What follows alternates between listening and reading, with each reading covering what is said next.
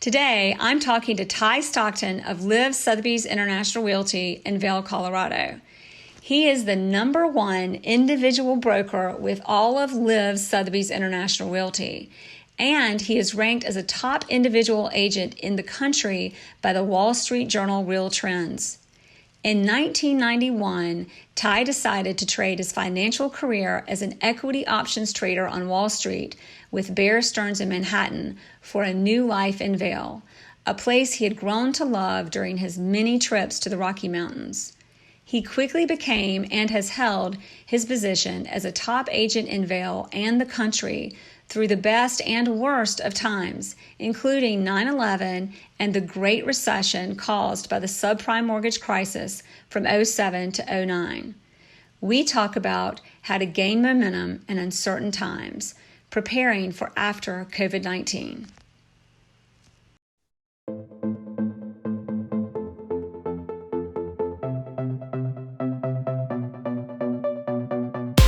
Thanks for listening to the Jere Metcalf podcast, where top real estate agents tell how they do it. This podcast was created for real estate agents across the country to come together, sharing ideas to take your, their, and our business to the next level. All right, everybody, it's the Jere Metcalf podcast for top real estate agents tell how they do it. Today, we have Tye Stockton from Vail, Colorado, a huge producer, not only top in Vail, but top in the country and the world. Tye, thank you for joining us today. It's my pleasure from the comfort of Vail, Colorado, and I like my whimsical Vail throwback background here. It's for all those people that can't be here, and that's kind of how I think everybody wants to feel here pretty soon when we can get out and start moving around again. Exactly. Well, we've talked a few times. Every time you've got a different background, so I love this one. Something always reminding us of Vail. But everybody, we're going to talk today a little bit about, we've kind of touched on it, but there's been a lot of uncertainty and a lot of agents are asking about COVID-19. What should we do now? How can we use this as even a restart to relaunch our career into the new market? What to expect? What kind of conversations to have? So Tye, I thought, was a great person to talk to about this. Before we do that, Tye, tell us a little bit more about yourself, how you got into the business and about your success so far.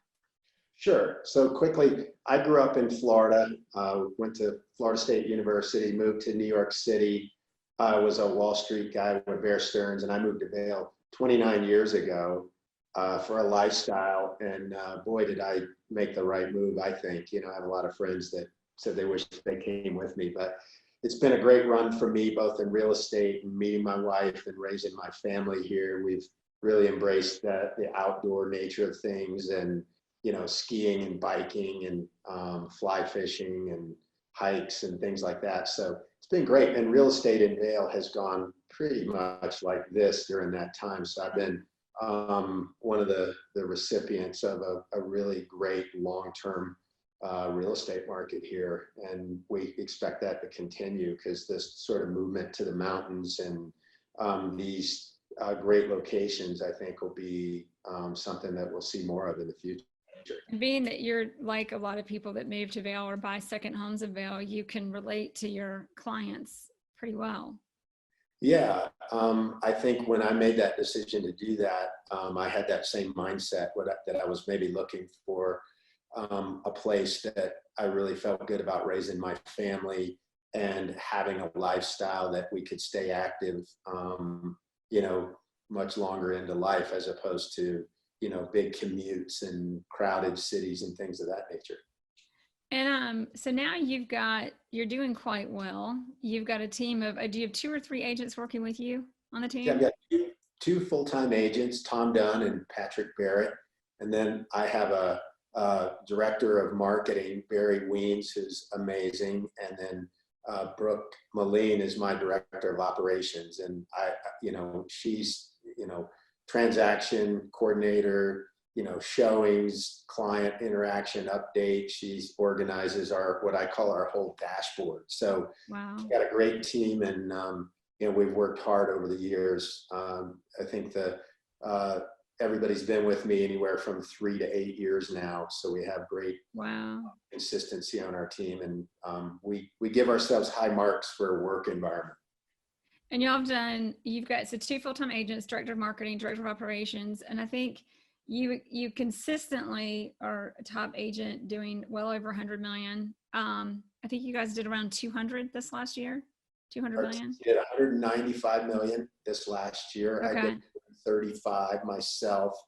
And we're just so humbled and grateful by the business. And we sell homes from, 750,000 all the way up to 30 million. So, price is less of a determinant for us. We're looking for the right fit with people that understand our level of service is very comprehensive. And we want to make sure that our buyers and sellers are serious about the real estate process. Being in a resort community, this is a want more than a need, so sometimes people can, kick tires on real estate, and we tell them, hey, we're built to buy and sell homes. This is not just a passive thing. And so we want to make sure our clients embrace our process, which has been, well heeled over the years, and it works pretty well for us. So now I have 2 questions for you. We want to tap into the COVID-19 situation and how you've been successful already. So how are you planning to, how is this situation affecting you, and how are you moving forward? But before, when you say our process is well heeled and you've got, people on your team for 8 to 10 years each, tell us a little bit about that. And then let's ask you some more questions about what you're doing in the current market today. Yeah, so that we've built a comprehensive team that functions a lot like either a doctor's office or an attorney's office, where we have people that are involved in different steps in that process, and it takes a comprehensive team to sell 200 million in real estate. There's a lot of steps, as we all know. All the viewers that are watching, it used to be 8 to 10 photos, and you had a listing.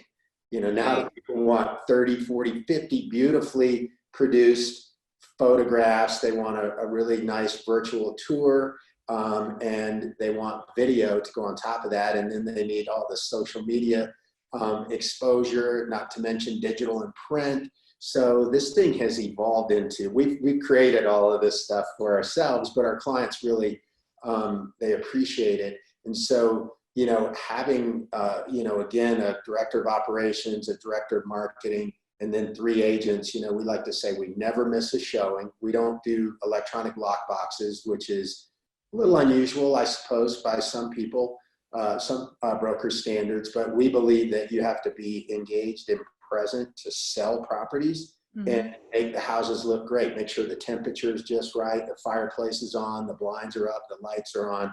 Just as if you're going to host a dinner party, you want that house looking really great. So that takes a lot of effort. Our system is more expensive. So when we talk about making sure the clients have a right fit, we don't negotiate our fees very much. We say, that's what it is, but you're hiring Goldman Sachs, if you're thinking in the financial world versus, maybe a discount brokerage, that's not who we are. If you want that, I can recommend you to somebody else, but we're going to give you the best possible price in the least amount of time. But our fee is going to reflect that in this comprehensive package that we provide. And we onboard every single client, and we use a lot of technology. We have checklists for onboarding everybody. We have checklists for opening and closing procedures on houses. And everything we do is in the cloud, because I hate emails. And I want to know what my clients, they want to know what we're doing. And I don't have to call my team and spend a bunch of time saying, did you do this? I can look at, we use, Monday to do all of our project management, and we use Slack to communicate, and we're big, heavy users of Zoom. So we really embrace technology, and we track our expenses for all of our listings, so we know exactly how much we're going to spend. So we create a budget, and then we have the actual next to it. And so it's a lot of work, but just like, again, those examples in an attorney's office, You may have a junior attorney that's doing some assignments, and then you have a senior or partner is handling, maybe it's the negotiations or, you know, the look and feel of how it all has to be rolled out. But everybody has a role, and it's very comprehensive, and our clients just love it. Oh, that's good. We before we got on the show, we talked about learn, grow, and streamline. Those are the things that you focus on.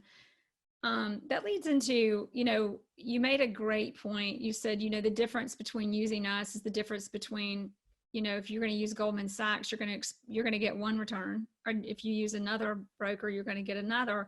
And the same is very likely in real estate. And I mean, I've got a personal experience where you have money invested in different ways in different accounts, and some of them are a lot more expensive to be managed, and you wonder why you're paying that. And a time like this hits, and literally the accounts where we were paying bigger fees, our money's kind of still there, like a lot more of it than what the market has done.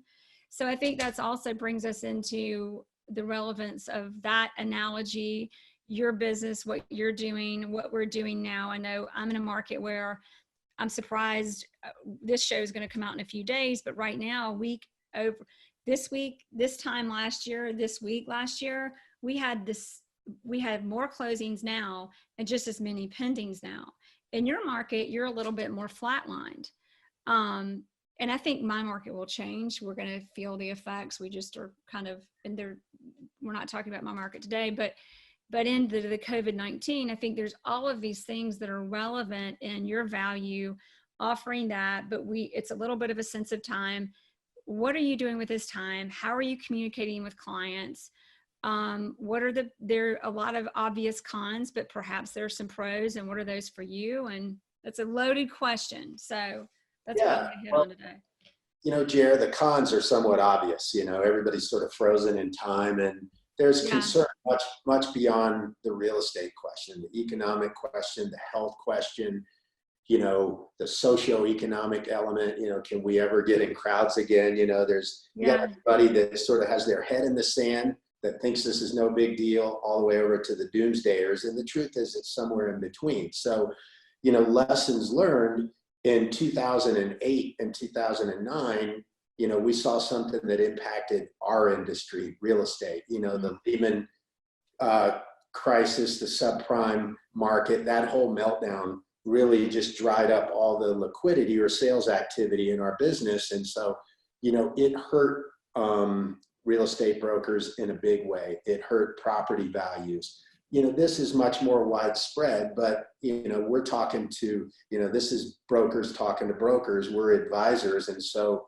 you know, the lessons that we can take away from that are, you know, two things. I'll talk about if you're prepared right now, you know, what that means. And if you're not, it's also not the end of the world, but you need to take more drastic steps. What we learned in 2007 and 8, I learned sort of by accident, but, you know, we have a marketing arsenal. That's how we can afford to do all the stuff that we do. And we create a marketing budget and literally a marketing bank account that's sort of like a 401k. So 17% of all of our closings, that money immediately gets sent right into our marketing account, which we never touch. That's not money that we get to take home and spend for ourselves and call that our earnings for the year. That's what I call a war chest to really produce the type of results in the marketing exposure that our properties deserve. And that's how we got to 200 million last year. So 17% sounds like a lot of money, but right now we have that money and we got staying power, which you gotta have. You gotta be ready when the dust settles on all this. The strong will survive, and you gotta be ready for that. So, you know, if you have that, great. Make sure you're thinking about how you're gonna spend that. But what do you do? You know, right now, those three things that I mentioned: learn, grow, and streamline. You should be learning a lot. Get continuing education out of the way, right? A lot of people right now are learning CRM solutions and broadcast email stuff like close and active pipe or Resora or contactually or whatever it is your flavor. It doesn't matter, but make sure you're an expert on that. Clean up that database. We've been hearing that a lot, but grow. You know, this is a time when we're all sitting home. We're probably driving ourselves crazy with our family and wondering what to do. You know, you should be exercising, eating well, but by doing those things, it allows you to grow. You know, reflect internally and think about who you are and what you want to be as a real estate agent and as a person, and think about that balance that we're always striving for in life, and, you know, reflect on that, because I'm talking real growth. And don't be afraid to maybe reach out and inquire if you have money in your arsenal. It's a great time to get a personal coach.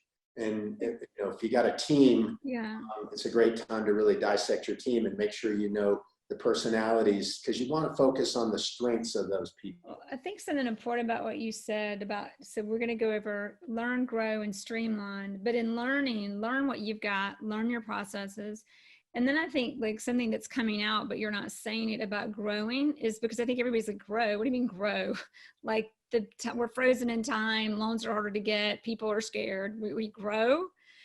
But I love, because the gist of what you're saying is, the reminder is, to grow, anything you build has got to have a firm, strong foundation. And if you don't have that, how are you going to grow? And everything you're saying about growth relates back to look at your foundation, look at what you've got, because when the market turns, many people believe, and they're probably not wrong, however long or however quickly it may happen, it will come back and it will be strong. It may be different, but it will be strong. And the one way to grow is to have a foundation, and a really good one. Excuse me, y'all. And love analogies if you can't tell. So if you're a sprinter, you know, a racer, the quicker you come out of the starting block, the more likely you are to win the race. So if you learn, grow, and streamline, when you get ready and you get into that proverbial starting block, when they say, okay, we can go back to business, the quicker you come out of that starting block and you're ready with your tools, physically, mentally, you know, your software, your process with your team, the more efficient you're going to be, streamlined, if you will. And it's going to show in how you do business. It's going to show in how well you move clients through the system of buying or selling real estate, and make sure that your financial picture is as good as it can be. You know, go back and look at where you're spending money, you know, pre-COVID, and where you want to spend money post-COVID, and then where you don't want to spend money during this shutdown. You know, we've really cut ours down to almost social media, and we engaged all of our print partners and said, we just can't do it. And even if we had contracts, you know, they were great to work with. So don't be afraid to reach out and say, I know I'm supposed to have an ad with you this week or this month, but can we push that out a little bit? Because we're all in this together is the hashtag, you know, that we've heard in this a lot together, alone together. Yeah. So, excuse me, but you know, yeah. That and I love what my colleagues at Aspen Sotheby's, Aspen Snowmass Sotheby's International Realty said. You know, they go off of the 3 C's, and you may have heard this, but, you know, they focus on compassion, competence, and confidence, you know. So those 3 are so important right now, and I love that. And I've kind of said, can I take that? Because, you know, we need to show passion right now. But we also need to start thinking about showing our competence. We need to reach out to your clients and let them know, you know, what's going on and what you're doing, and how this impacts your business and how you're going to adjust to that. And then have that confidence to really execute on that, whether it's now or when the time comes. Those are critical pieces. So tell us, because we're going to talk about, you know, if you've stockpiled, which many agents don't. I think we all kind of live by the deal, and we push and we stop, and sometimes we forget to pause and stop in time. But what's kind of the course of action and the mindset for somebody like you, who you're ready, you're solid, you've got money to spend on marketing, but you've still got to be cautious because you don't know how long things will be where they are. And what about, you know, the other side of, okay, don't have much of a budget? What can I be doing and how do I do it? Yeah. So, if you do have money, protect it fiercely. Right now you want to be smart about where you're spending your money. Shouldn't be spending much at all right now because we're supposed to be home sheltering, right?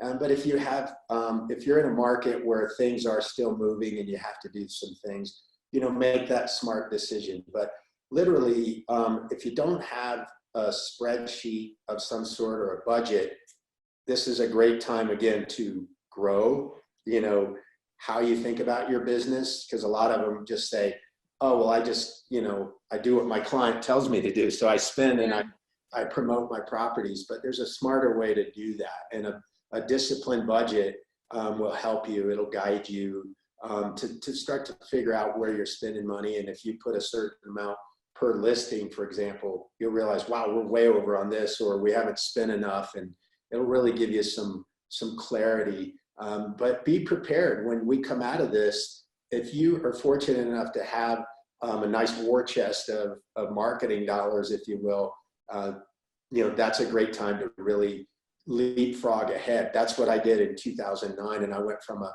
30 million a year broker to, almost 100 million in just a couple of years. And that was one of the biggest factors for doing that, is that I gave myself visibility. And when we went to sit in listing agreements, we said, we're going to spend and do all of this to give you this exposure, where our competitors were going, I don't have any money. I can't do anything. So if you're in that position, good for you. I congratulate you for planning and preparing.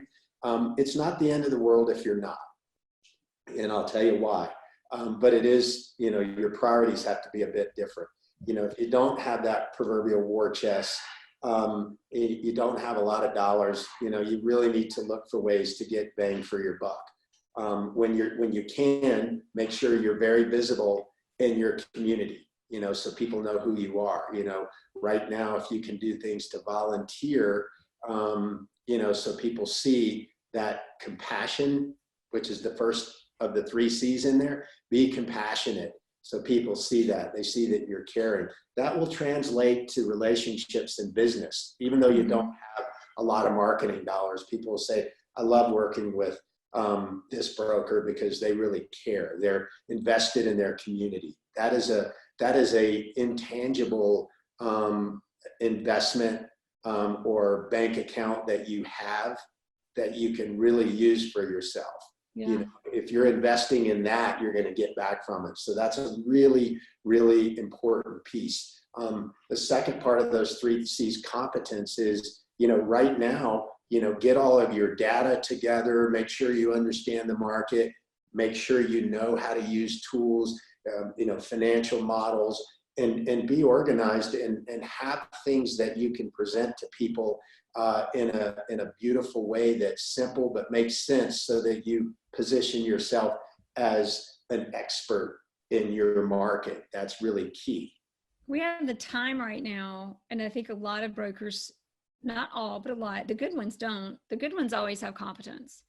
And they don't keep it a secret. But we've got the time now to pay attention to the market. What is it doing? No, week by week, because like in Atlanta, the president of our MLS we've got probably one of the best MLSs in the country. I think we're actually ranked as the top MLS in the country, but we have extensive access to data, but it's always been monthly. And he has actually started bringing for us data weekly. I've been looking at it weekly, but then to have him validate and verify the data always helps.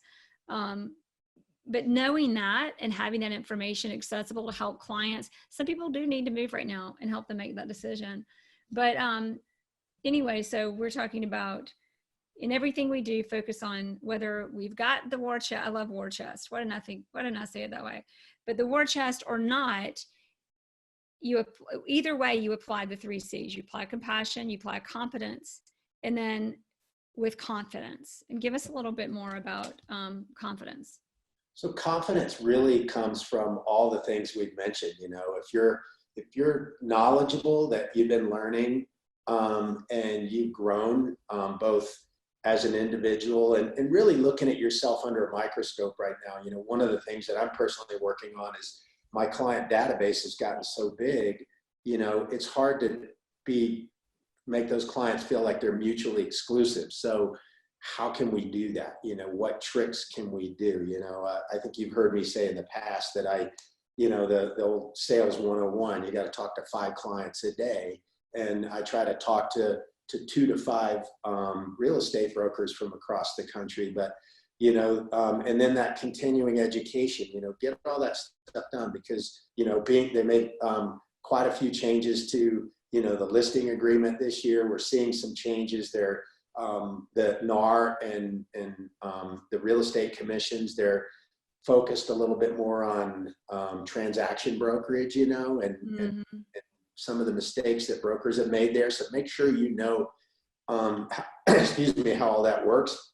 And the more knowledge that you have, the more confidence that you're going to have with people, that data, again, the continuing education, those sorts of things. So when people ask you questions, you don't look like a deer in the headlights. You really know those answers. So, as I told my team, a month ago when this whole thing shut down, I said, my phone stopped ringing for the first time in 10 years.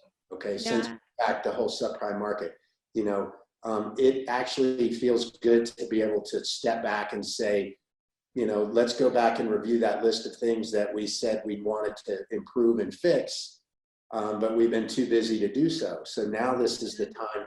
Make sure you get that list. I'm as busy as I've ever been, but just different, tasks and things that I'm working on, because I'm not showing property with people. Yeah. My list is long. After you and I finish up today, I'll keep going on it till, 6 or 7 o'clock at night, and I'll do the same thing again tomorrow. So, stay away from the news. It's not very good. That's great advice. Yeah. It's just not, I tell people I'll spend 1 hour a day, because I do want to find out what's going on. I hope that this is getting better and we're losing less lives, and, we're making progress. I really want that for all of us, but, stay away from the news, get structure, make sure you have structure, because that ties into everything we're talking about here, and communicate with your friends and your clients. Some people go, oh, my clients don't want to hear from me, it's insensitive, and everyone's different. Remember, it's not one size fits all. So reach out to your clients and say, hey, I just want you to know I'm thinking about you and your family, and stay away from the real estate message too much if it doesn't seem right. Just exactly say, hey, I'm just here. If you want to know how it impacts your home here in Vail, we can talk about it. Or, if you want to understand what this may mean if you're a buyer going forward, are they going to be deals? I'm certainly, staying up to speed on that every day, but I just want you to know that I'm thinking about you, and I hope you and your family are okay. That authenticity is such a key piece of who we are as real estate advisors for people. How many of those, I'm kind of on and off. I don't use close, but I'm in close. I'm trying to figure out what to use now. But I looked at the close. If you give them you can sync it up to your cell phone. I couldn't believe from the day we started quarantining, it was mid-March, my calls were literally it was like there was a line that just went down. And I was like, whoa. And then I started making the calls because I'm just used to them coming in. And I had a lot of those conversations that you're talking about. But has that been your experience? What are your conversations? You kind of answered it, but anything else you want to share with us and elaborate on how your conversations are a little bit different now from what they were before, and you're probably controlling them a little bit differently? Well, and we're in a resort market, so this is kind of a discretionary purchase. People don't have a $10 million home in Vail. They want it because of that lifestyle component. So our conversations might be somewhat different than, say, yours in Atlanta, or Faisal Hallam in Dallas, for example. There's a need maybe for a house versus a want. But, what we did immediately when this all happened, first of all, they shut all North American ski resorts down. So our March spring break, flurry of activity just went, like I said, flatlined, So we huddled up as a team really quickly, and we got with Barry, our marketing person, and we said, we think it's inappropriate to post just listed, just sold, we're the greatest thing since sliced bread in real estate. Instead, you know, we want to, and I think this can work in virtually every market, you know. We all still yearn and seek out a lifestyle, whether it's in your neighborhood of going to, you know, a really nice park or a lake or, you know, things that you do on any given weekend. But we shifted and we started showing images of families skiing together. And look at the background. And look at it. You know, I think a lot of people right now, my next question for you is, what have been your ahas? And one is, are a lot of people right now reconsidering their lifestyle because those are the people you talk to? Or do you anticipate that? And there may be some people wanting to go, hey, I don't know when this is going to end, or this could happen again. And this time I want to have, we called it a pod. I want to have my place that I'm going to be and have my lifestyle, or this has made me realize I do want a new lifestyle. Well, with a few gray hairs in my head, as you can see, I've learned some lessons and I've been through some cycles like this. So, you know, after 9/11, granted it was more regional in New York and the surrounding areas, but we saw, because the Northeast is so popular in Vail, or Vail is so popular with people from the Northeast, what we saw after that is a lot of people, it kind of accelerated this sort of yearning or desire to pick up and move from that area permanently and become full-time residents here, or at least spend, you know, a major portion, maybe half of the year here. And we think we're going to see that again. And we call that a sort of a safe haven or flight to quality play. And, you know, I've talked to some of my colleagues in Carmel and, you know, Santa Barbara, Montecito area, and Aspen and Martha's Vineyard and Cape Cod, and, you know, some of these, you know, typically, you know, destination vacation spots. And, you know, we're all hearing kind of the same things. My people, some of my clients are like, I'm moving there full time. So back to the question of what is our talk track right now, we're reminding people that, you know, we're going to look back and this will be a very short window in time, a very dramatic and, you know, painful period in our history. But Americans and people in general are pretty resilient, and they love their vacations and they love their lifestyles. So we think that we're going to see a large part of our business going forward be people that want to spend more time here.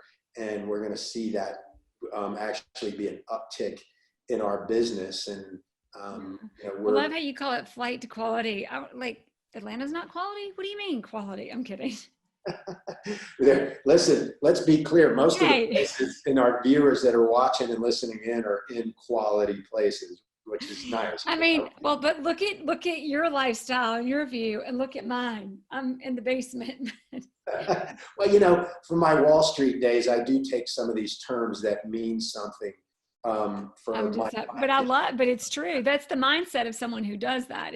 I'm going to change my quality of life. I'm just like giving you a hard time. Absolutely. I know. Well, you know, it's, you know, they call, if you've ever heard in the financial world, they call them the blue chip stocks, like the big main stocks that tend to have strong financial balance sheets. So, you know, these little communities, like we saw after the whole subprime crisis, our markets, the ones that I mentioned, held up a lot better than some others. One, because you know, the wealth component here on average is pretty high. My average sale price for a home last year was $8 million.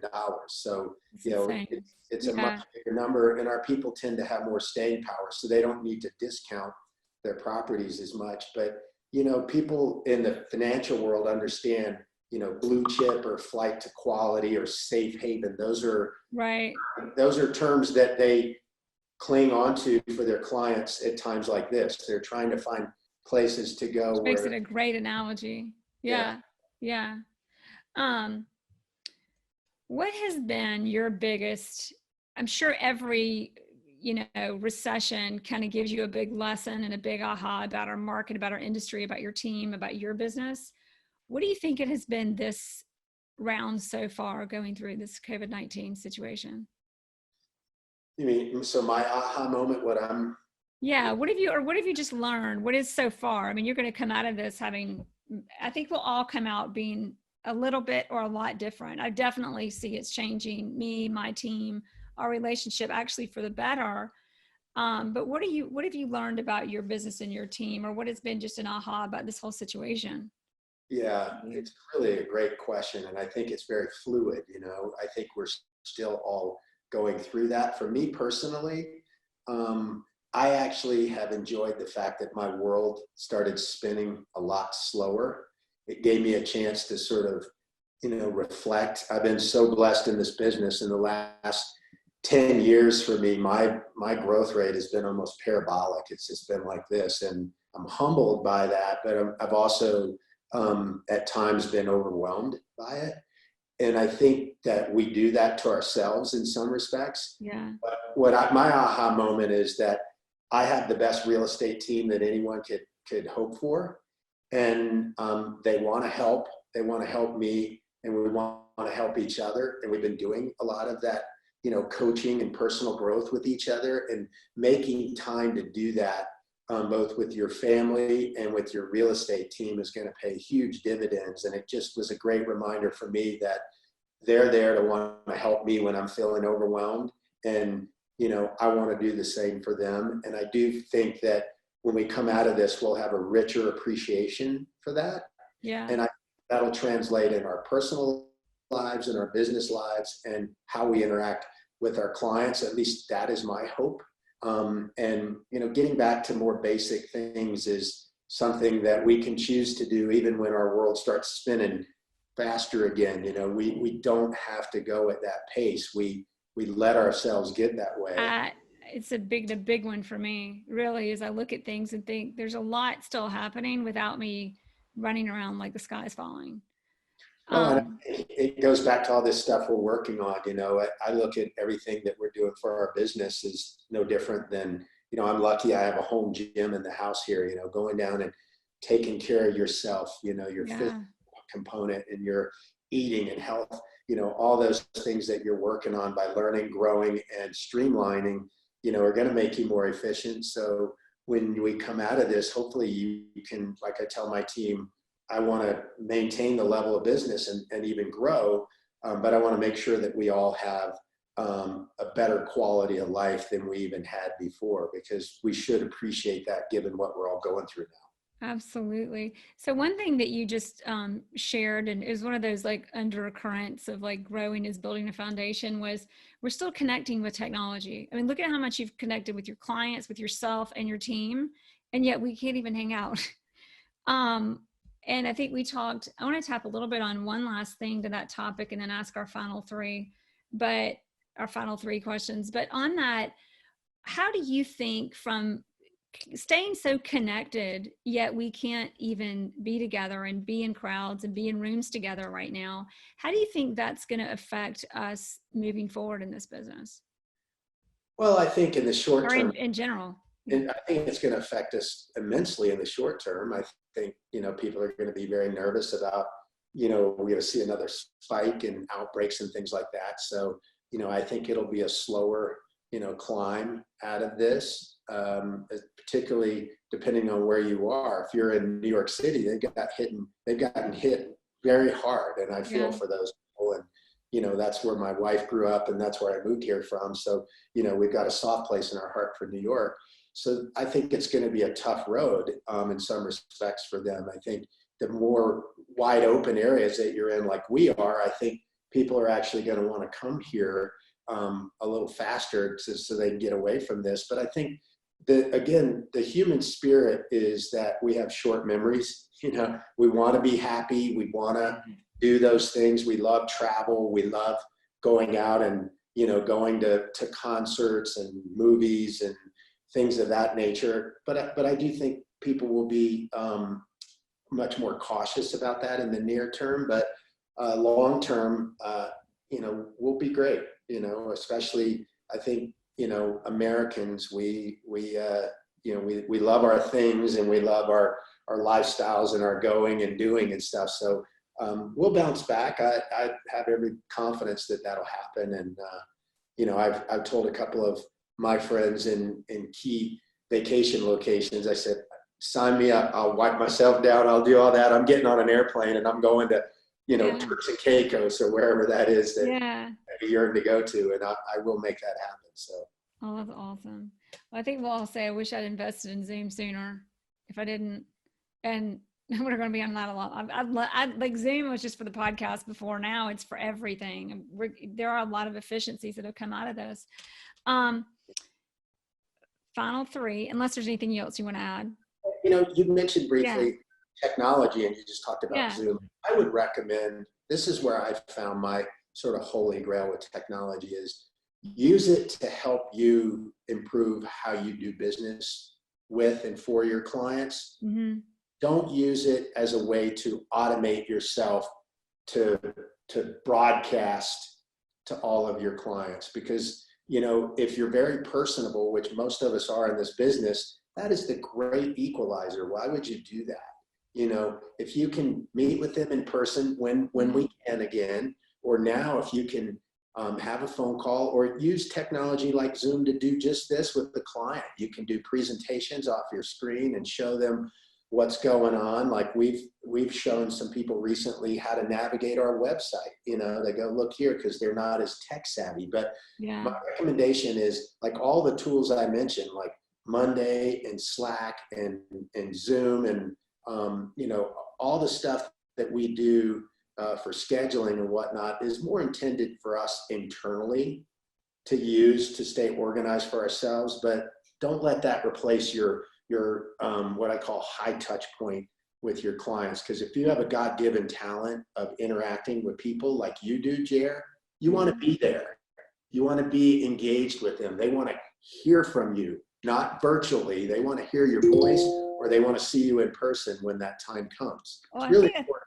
That's a great point, because you know, these days, sometimes, especially the texting issue, I call it an issue, but people, you know, technology is to bring us closer together, not put a wall between us and other people. And I think in real estate, conversations can get tough, things can get intense, and us as agents need to be careful. We're not using technology as a buffer. We're using it as a connector. Correct. I mean, getting it out of the way when it needs to be. That's right. Final three questions. Okay. Number one, what do you find is the most powerful book that you've read or has influenced you most and you recommend we read? Oh my God. Or listen to? Oh my God. You asked me the same question when we did this a couple of years ago. And I don't remember what your answer was. So it'll be fun to see if you remember, if it's different. I'm going to tell you this, and people are going to think a lot less of me, but I don't have one. Did you say this last time? I'm a terrible reader. Like I don't read books. I'm more of a, you know, short spurts, how to this, that. Yeah. I actually, you know, of all my sphere of influence, whether it's clients or brokers or friends or whatever, I spend so much more time just being inquisitive and asking them, you know, their outlook on different things. And that affects me and impacts me a lot more. It's not to say that I haven't read books or I don't, but I just don't have one that is your my books are your clients, right? Yeah. Is there anybody you recommend? And you may have told us this last time. I'm a little embarrassed. I don't know, but I mean, it has been over 200 episodes ago, though. You were like episode 60. Don't quote me exactly, everyone, but I think Tye was episode 61, and we're going to be on 265 for. Incredible. Yeah. You're spreading the Jere Metcalf love all over. Yeah. 200 weeks later. So can you give us an influencer? Can you give us anything? Definitely an influencer. From my Wall Street days when I worked with Bear Stearns, if anybody knows that business, Ace Greenberg was the CEO of that company. And he actually invented, if you watch CNBC, they call it Squawk Box in the morning, and they have people talking from all over the country and the world about financial news. Well, he actually invented Squawk Box for Bear Stearns. And back then, when technology wasn't what it is now, you know, he would go on and we would hear him. We had this huge microphone system in our trading desk, and he would pipe that all over the world to wherever Bear Stearns offices were at the time. And he would talk to us, but he taught me how to sell. He taught me how to sell. He told me that we'll provide you with the absolute best tools to be successful, whether it was analysts, trading data, then technology, phones, computers, stuff like that. But he expected you to be a top-notch performer. And he taught us that it's okay to be competitive. I'm very competitive. I want to be number one. Everything I do, that's the baseball player in me, I suppose. But he deeply impacted me. And he was the ninja guy before ninja came along. He taught me all of that sales stuff. He taught me, that you have anniversary dates for your relationships with your business. The first transaction you did, which I, many years ago, started calling all of my clients on the anniversary. I had 3 of them this morning already on the anniversary of the closing, whether they bought or sold something. So Ace Greenberg was and is a legend in the business. And he really taught me what it meant to engage with your clients and be authentic and sell. So without a doubt, I take all those lessons from him, and they've made me, the success that I am today. Oh, that's awesome. Ace Greenberg. I love anniversaries. That's such an easy one in our business. And that's something you can even go back and backtrack and start on at any time, especially right now.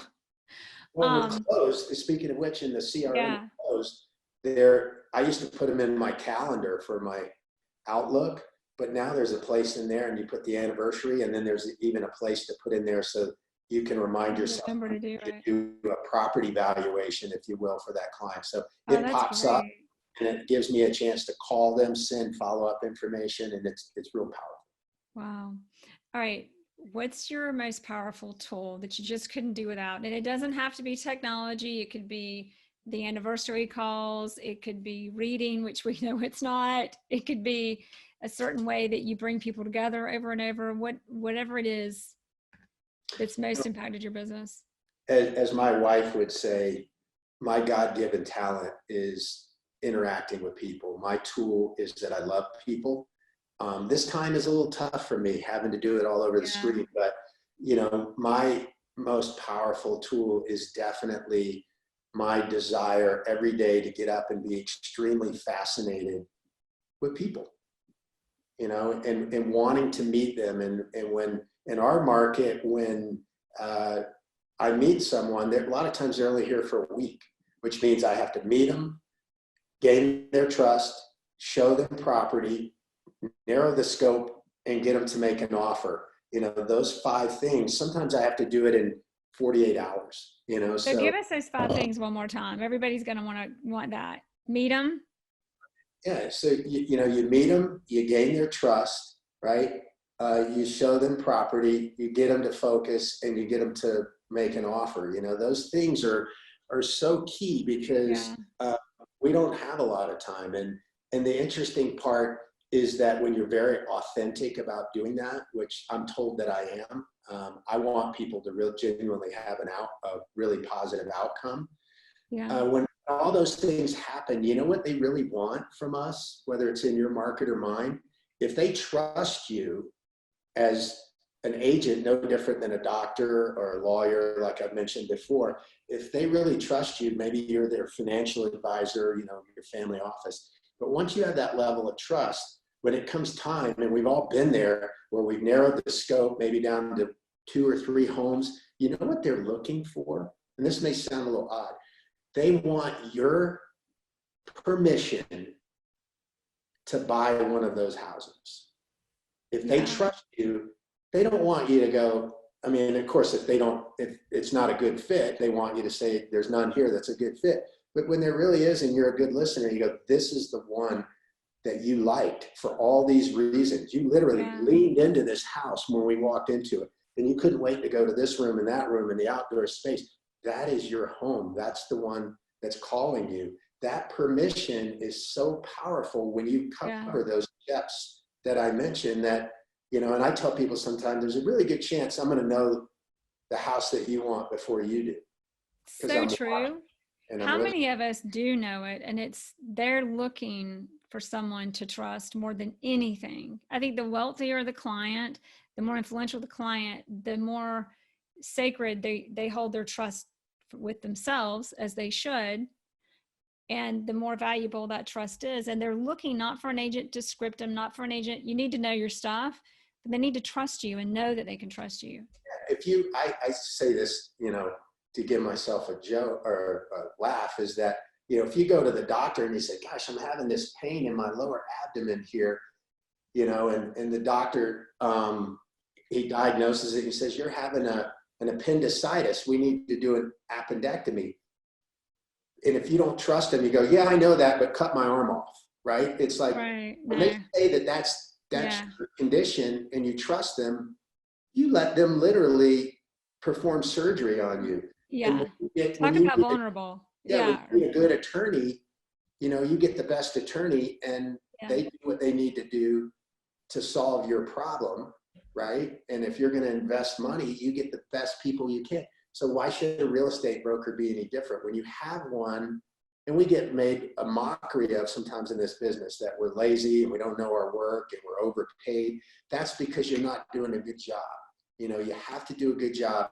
And when you do, they trust you. And when you give them permission, they buy or sell that house. It's not much more. You better be competent if you're going to give that kind of permission. Back to your earlier just conversation about compassion, competence, and confidence. You better be. You better have all those together are really powerful. Without one of those three, it's like a stool with only two legs. It's just not going to be as stable. It really isn't. Exactly. All right. We've got 3 minutes for one more question. The best one, I think. If there's one thing that we better remember and take away from this interview, if we're just going to forget the rest, what is that one thing? Grow. You absolutely have to grow. Whether it's through this pandemic or in everyday life, the one thing that I pride myself on is that I challenge my team to always grow. I challenge myself at home, personal growth. Don't be afraid to look at yourself in the mirror and go, you're too controlling or you're forgetful or you're unorganized. And, ask those around you for feedback about who you are as a person. And if you're a competitor, you want to keep growing. I want to keep growing till I take my last breath. I told, a colleague of mine the other day, I say, I'm enjoying this time, not because of what it's doing to our world and everything around us and our economy. That's terrible. But I'm enjoying this time to really grow as a person. And that's going to help your business. It's going to help your relationship with your family and your friends. And it's also going to help with your mental and physical health so much. Grow. Awesome. Thank you. Great interview.